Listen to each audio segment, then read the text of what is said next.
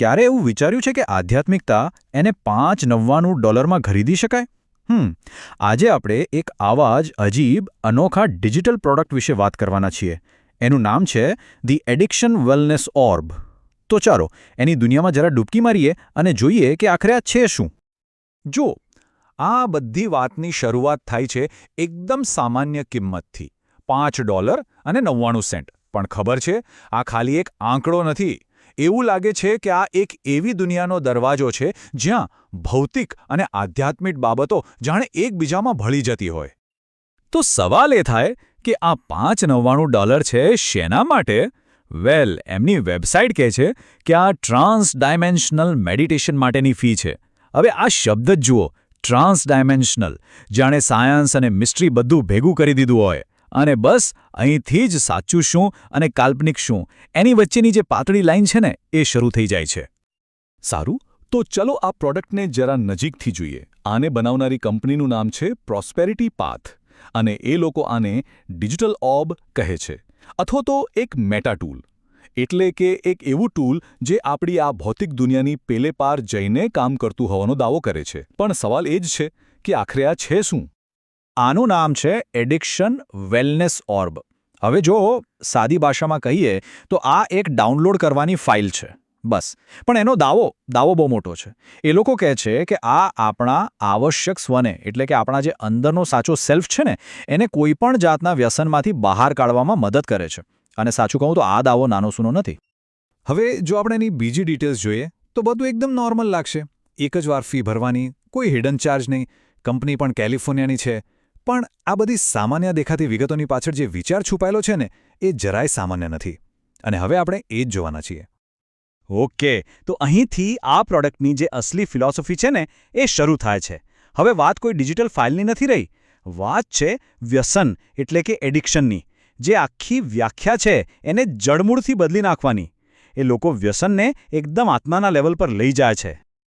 તો એમની મુખ્ય દલીલ શું છે? એમનું કહેવું છે કે વ્યસન વિશે આપણે અત્યાર સુધી જે પણ સમજતા આવ્યા છીએ એ બહુ જ લિમિટેડ છે, બહુ જ સીમિત. એમના મતે વ્યસન એટલે ખાલી દારૂ કે ડ્રગ્સ નહીં, ના, એ તો આપણા અસ્તિત્વના એકદમ પાયાના સ્તર સાથે જોડાયેલી વસ્તુ છે. અને એ લોકો આપણને સીધો પડકાર ફેંકે છે. વેબસાઇટ પર લખ્યું છે, આ વિશે તમારી વિચારસરણીને ફરીથી સેટ કરો. જાણે આપણને ચેતવણી આપી રહ્યા હોય કે સાંભળો, હવે જે આવવાનું છે ને એ કદાચ આપણી સામાન્ય સમજની બહારનું હશે. અને એમની આ નવી વ્યાખ્યા અહીંથી શરૂ થાય છે. પહેલો દાવો, મૃત્યુ અને પુનર્જન્મ એક વ્યસન છે. જરા વિચારો તો, જીવન અને મૃત્યુનું જે આખું ચક્કર છે એક વ્યસન છે? કેવી વાત છે આ! અને વાત અહીં જ નથી અટકતી. બીજો દાવો સાંભળો, માનવ સ્વરૂપમાં પુનર્જન્મ એક વ્યસન છે. એટલે કે આ પૃથ્વી પર આપણે જે વારંવાર જન્મ લઈએ છીએ એ જાણે આપણી કોઈ મજબૂરી છે જેમાંથી છુટકારો જ નથી મળતો. અને છેલ્લો અને કદાચ સૌથી ચોંકાવનારો દાવો, બુદ્ધત્વ એક વ્યસન છે. મતલબ કે આધ્યાત્મિક જ્ઞાનની જે અવસ્થાને આપણે છેલ્લી મુક્તિ માનીએ છીએ એને પણ આ લોકો એક વ્યસન કહી રહ્યા છે. આ વિચાર તો વ્યસન વિશેની આપણી આખી સમજને જ ઊંધી પાડી દેવો છે. સારું, તો જો મૃત્યુ અને બુદ્ધત્વ પણ વ્યસન હોય તો પછી આપણો સમાજ જેને વ્યસન માને છે એનું શું? બસ અહીંથી આ પ્રોડક્ટની ફિલોસોફી સમાજ અને વ્યક્તિની પોતાની ઈચ્છાશક્તિ પર એક બહુ જ રસપ્રદ કોમેન્ટ્રી કરે છે. એમનો તર્ક એવો છે કે આપણો સમાજ છે ને એ વ્યસનોને બે ભાગમાં વહેંચી દે છે. એક બાજુ એવા વ્યસનો જે લીગલ છે, જેના પર સરકાર ટેક્સ પણ લે છે, જેમ કે દારૂ, તમાકુ કે પછી શસ્ત્રો. અને બીજી બાજુ એવા વ્યસનો જેને ગેરકાયદેસર અને ખરાબ માનવામાં આવે છે. પણ સવાલ એ છે કે આ સારું અને ખરાબ નક્કી કોણ કરે છે? તો આ વેબસાઇટ પ્રમાણે આ નિર્ણય વિવિધ સામાજિક જૂથોના વર્ચસ્વ અને આધીનતા દ્વારા લેવાય છે. એટલે કે જો સાદી ભાષામાં સમજીએ તો આ વાત નૈતિકતાની નથી, આ વાત છે પાવરની, શક્તિની. કે નિયમો બનાવવાની સત્તા કોના હાથમાં છે? સમાજ પર આટલી ટિપ્પણી કર્યા પછી આખી વાત ફરી પાછી વ્યક્તિ પર આવીને અટકે છે. એમનું કહેવું છે કે અસલી સમસ્યા એ નથી કે સમાજ શું વિચારે છે.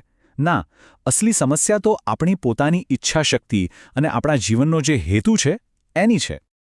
આટલી બધી ઊંડી ફિલોસોફી પછી એકદમ પ્રેક્ટિકલ સવાલ મનમાં આવે કે જે લોકો આ $5.99 ઓર્બ વાપરે છે એમને કેવો અનુભવ થાય છે? તો ચાલો હવે એ જોઈએ કે યુઝર્સ શું કહે છે અને પછી એની સરખામણી કરીશું કંપનીના પોતાના ઓફિશિયલ ડિસ્ક્લેમર સાથે. અહીંયા જુઓ, DH નામના એક યુઝરનો અનુભવ. એ લખે છે, વાહ, થેન્ક યુ. મેં હમણાં જ નવા એડિક્શન ઓરનો મારો પહેલો રન કર્યો અને મને બહુ જ સરસ ફિલિંગ આવી. એકદમ સીધો સાદો અને ઉત્સાહથી ભરેલો રિવ્યૂ છે. પછી આ બીજા યુઝર છે SC. એ આ વાતને થોડી મજાકમાં લે છે. એ કહે છે, મેં એડિક્શનવાળું ચલાવ્યું એ વિચારીને કે કદાચ એ મને ઓછું ખાવામાં મદદ કરે. લોલ. અર્થ ઓર્બ્સ. જાણે કે નવી સાયકિક ડાયટ પ્લાન હોય. આ બતાવે છે કે લોકો આ રહસ્યમય પ્રોડક્ટનો ઉપયોગ એકદમ અંગત અને રોજિંદી સમસ્યાઓ માટે પણ કરી રહ્યા છે. હવે આવા પોઝિટિવ અને પર્સનલ અનુભવો પછી આપણે આખી વાતના સૌથી મહત્વના અને કદાચ સૌથી કોન્ટ્રાડિક્ટરી ભાગ પર આવીએ છીએ. અને એ છે આ પ્રોડક્ટનો ઓફિશિયલ કાયદાકીય ડિસ્ક્લેમર. અહીંથી આખી વાતનો ટોન જ બદલાઈ જશે. ડિસ્ક્લેમરનો પહેલો જ પોઈન્ટ બિલકુલ સાફ છે. ફક્ત બિનતબીબી આધ્યાત્મિક ઉપયોગ માટે. એનો સીધો મતલબ એ થયો કે આ કોઈ મેડિકલ ટ્રીટમેન્ટનો વિકલ્પ નથી, જરાય નહીં. અને પછી આવે છે છેલ્લી અને સૌથી નિર્ણાયક લાઈન. કોઈ પણ પ્રકારના દાવા કરવામાં આવતા નથી. તો પછી પહેલાં જે જોયા એ બધા મોટા દાવાઓનું શું? આ એક જ વાક્ય આખા પ્રોડક્ટની ફિલોસોફી પર એક મોટો સવાલ ઊભો કરી દે છે. તો આ બધું આપણને ક્યાં લાવીને ઊભું રાખે છે? એક તરફ આધ્યાત્મિક મુક્તિના આટલા મોટા દાવાઓ અને બીજી તરફ એક ડિસ્ક્લેમર જે કહે છે કે અમે કોઈ દાવો નથી કરતા. આખી વાત આપણને એક મૂળભૂત સવાલ પાસે લાવીને છોડી દે છે. જ્યારે આધ્યાત્મિકતા જેવી વસ્તુને $5.99 વેચવામાં આવે ત્યારે જે ગ્રાહક છે એ ખરેખર શું ખરીદી રહ્યો છે? એક વિશ્વાસ, એક આશા કે પછી ફક્ત એક ડિજિટલ ફાઇલ? વિચારવા જેવી વાત છે.